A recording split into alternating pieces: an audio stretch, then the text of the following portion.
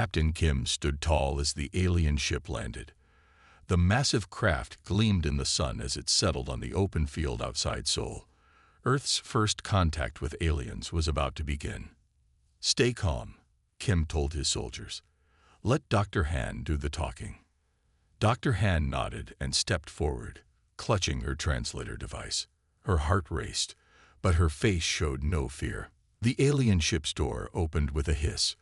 3 tall beings walked out. They had blue-gray skin and 4 arms. Their eyes were large and black. They wore shiny suits that seemed to glow. "Welcome to Earth," Dr. Han said with a smile.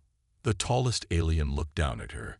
"I am Representative Knox of the HFY Federation. We rule over 7 star systems. We are honored to meet you," Dr. Han replied. "We hope to learn from each other." Knox made a strange sound. The other aliens copied it. Captain Kim realized they were laughing. "Learn? From you." Knox waved his 4 arms around. "Your kind barely reached your own moon. We have crossed galaxies." Captain Kim's face stayed calm, but his eyes narrowed slightly. Dr. Han continued smiling. "We may surprise you," she said. The aliens were given a tour of Earth's main city. They saw farms, factories, and schools. The whole time, they made comments about how simple humans were. At the United Earth Defense Building, Admiral Taeho showed them some basic ships and weapons. "This is your military." Knox laughed again. "Our smallest scout ship could destroy your entire fleet." Admiral Taeho only nodded. "Perhaps. We are a peaceful people." What the aliens didn't see were the hidden bases. They didn't see the advanced weapons labs deep underground. They didn't see the true size of Earth's fleet hiding on the far side of the moon. Captain Kim had made sure of that. Later, at the peace talks, Representative Knox made his offer. "The HFY Federation will protect Earth.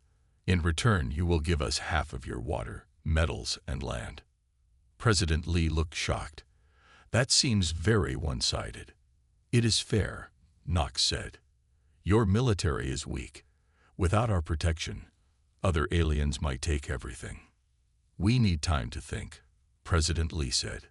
"You have 3 days," Knox replied. "Then we return with our fleet for your answer." After the aliens left, Earth's real leaders gathered in a secret room. "They think we're weak," Captain Kim said. "Good," replied Admiral Taeho with a small smile. "Let them think that." Dr. Han looked worried.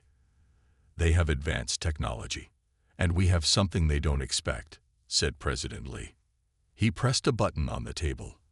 A hidden screen appeared, showing thousands of ships and weapons Earth had kept secret for years.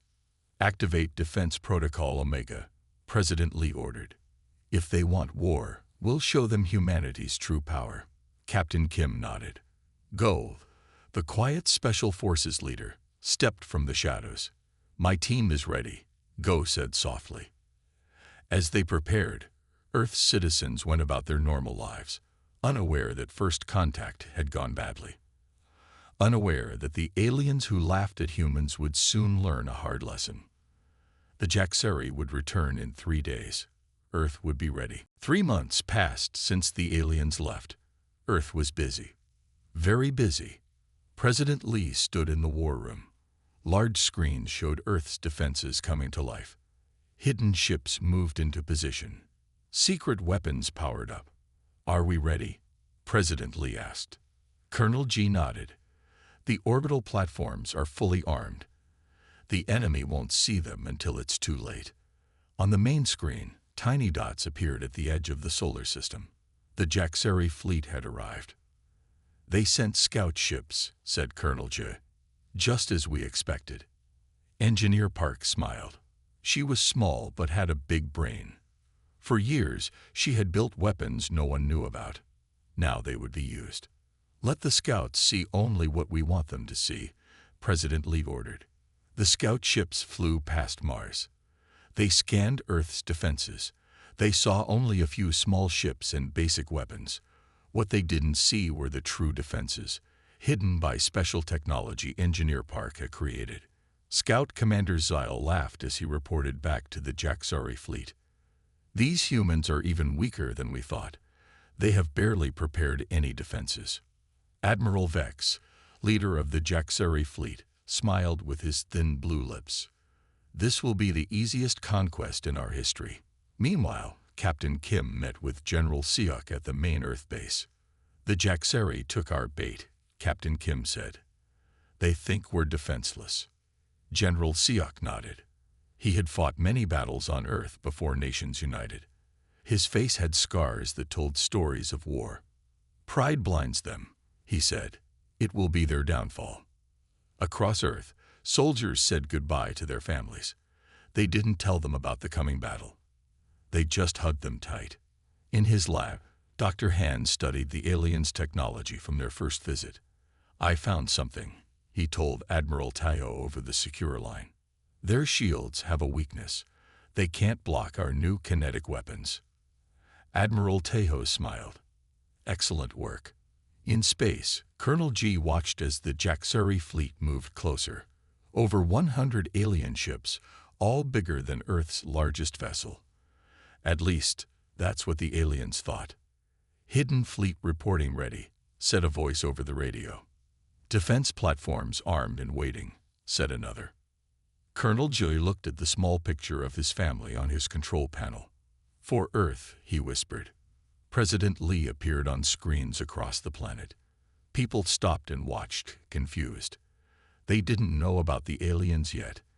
Citizens of Earth, President Lee said, I must tell you something important.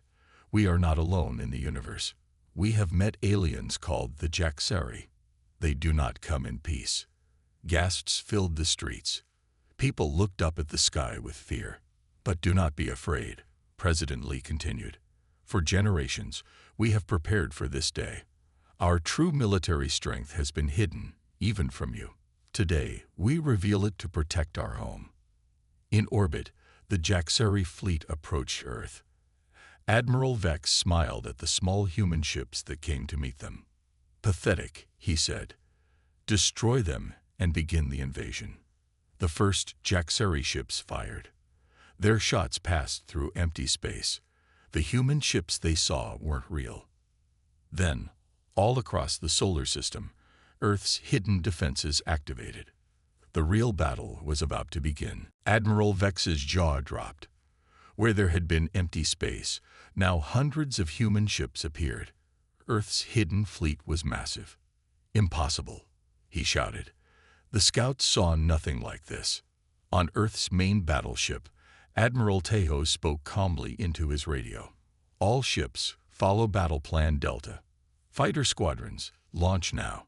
Lieutenant Choi led the first wave of fighters. Her small, fast ships moved in ways the aliens had never seen before. They didn't fly in straight lines. They spun, twisted, and changed direction instantly. Their computers can't track our movements, Lieutenant Choi told her pilots. Use that to your advantage. The Jaxari ships fired their big weapons, but hit almost nothing. The human ships were too fast, too unpredictable. What is happening? Admiral Vex screamed. They are just humans. Primitive humans. His second-in-command looked worried. Sir, they are not primitive. We were wrong. From Mars orbit, Colonel J activated the hidden defense platforms. Giant guns appeared from under the red planet's surface. They fired special bullets that moved nearly at light speed. 3 Jaxari ships exploded before they could react. Admiral Vex slammed his 4 fists on his control panel. Enough games. All ships target Earth directly. We will make them surrender by threatening their cities. The Jaxari fleet moved toward Earth. That was exactly what Admiral Tayo wanted. Now, he said into his radio. Major Yoon and his boarding teams launched from hidden bases on the moon. Their small ships were invisible to Jaxari sensors. They attached to the hulls of the alien ships and cut their way inside. At the same time, Go and his special team approached the main Jaxari command ship. They carried Engineer Park's new weapon, a device that could pass through Jaxari shields as if they weren't there. We have one shot at this, Go told his team. Get me to the engine room. On the human flagship, Admiral Tejo watched the battle unfold. The humans were taking losses too. 20 ships destroyed. Hundreds of brave men and women lost. But the Jaxeri were losing much more. Sir, a young officer said to Admiral Tejo. Admiral Vex is sending a message. Vex's angry face appeared on the screen. What trickery is this? You hid your true strength. This is not honorable. Admiral Tejo smiled slightly. You came to conquer us without provocation. You threatened our people. Where is the honor in that? Inside the Jaxeri command ship, Go's team fought their way through surprised alien guards. The aliens were physically stronger, but Go's team was better trained.